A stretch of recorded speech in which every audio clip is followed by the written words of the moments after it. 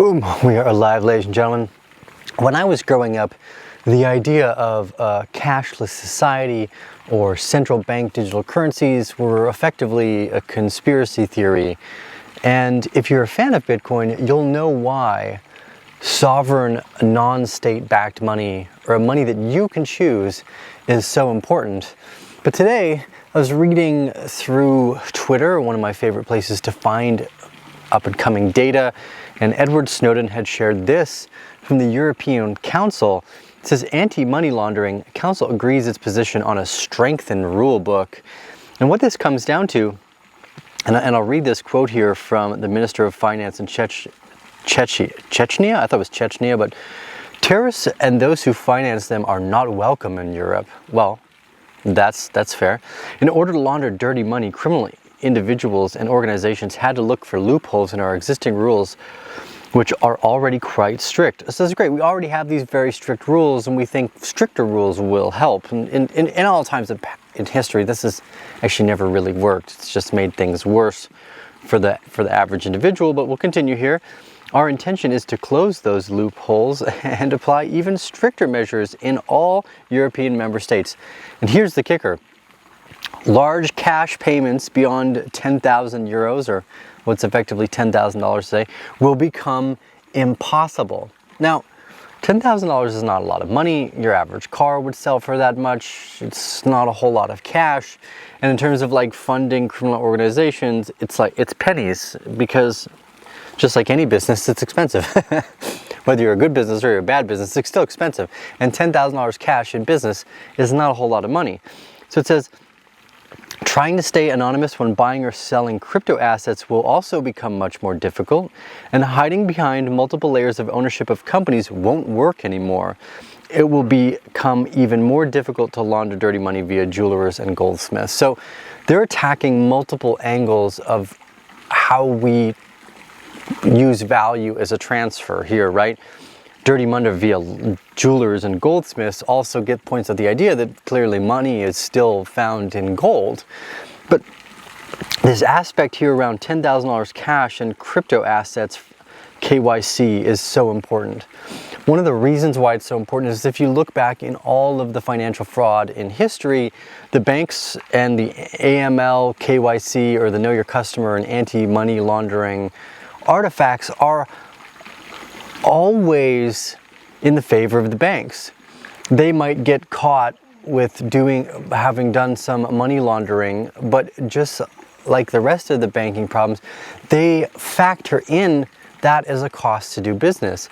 If you do 9 billion in transactions and you pay a $50 million fine, the banks are not affected by this. This is only affecting the small participant who now for some reason, if they don't like banks, can't keep X amount of cash on them. This comes down to the core reason why things like Bitcoin are so valuable.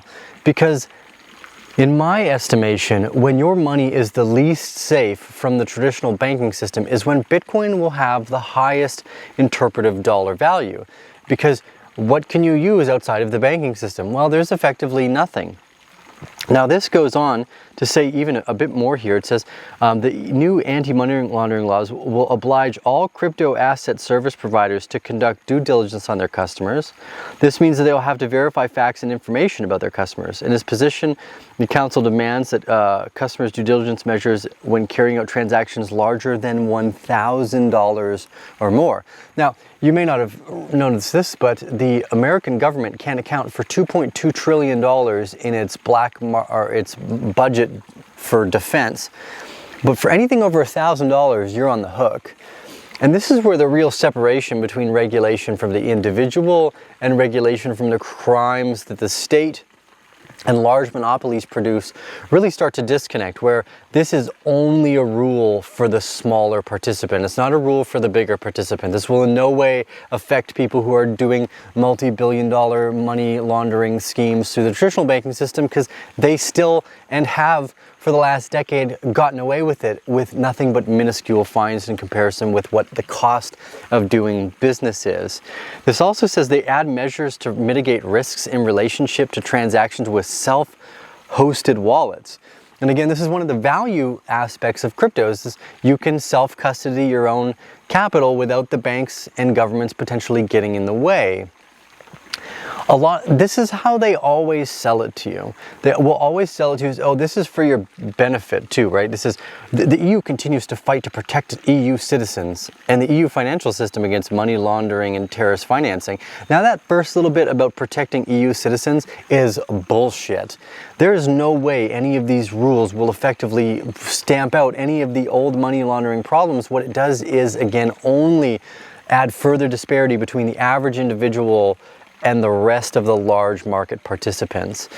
So this step here, I also saw Jim Cramer come out and say, oh, sell all your crypto, this is the time.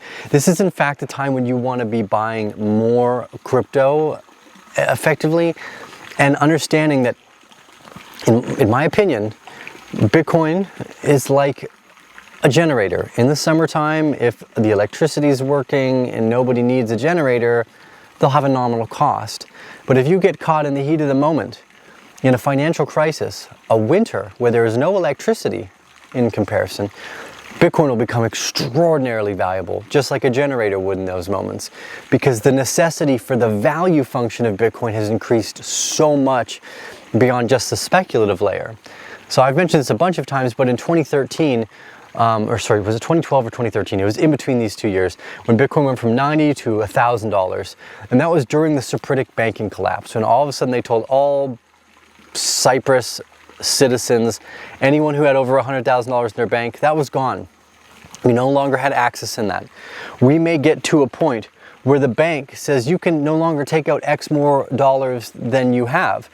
All banks might get into this liquidity crisis in the near future, and no matter how much money you have in the bank, it might be at risk in the future. And this is what I think this is leading to. This is what I think a lot of the regulations and controls around agriculture and finance are coming to, is they want to put people into a social credit system, or if you don't agree with and they don't like that disagreement, they'll just ban you from being able to participate.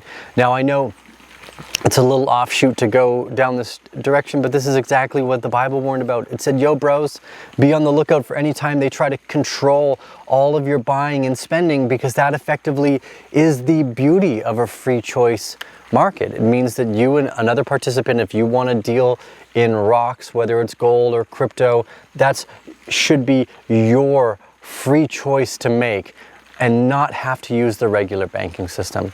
So these laws that they're creeping in the background for only using $10,000 cash, the identity tracking, this is all coming to hurt the average individual far more than the large market participants who get away with crimes. The United States has gotten away with crimes against humanity, right? And it's doing that today.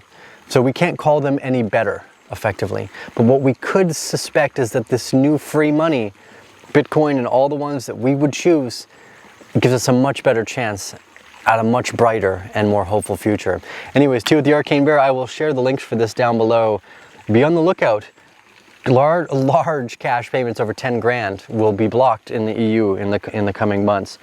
And anything over $1,000 will be basically scrutinized. That's everybody. That's all the lowest participants. Don't listen to people like Jim Cramer. Now is the best time to be making sure you have generators before that economic winter and crisis might be right around our doorstep. Anyways, to the Arcane Bear, give us a thumbs up. We'll see you guys in the next episode.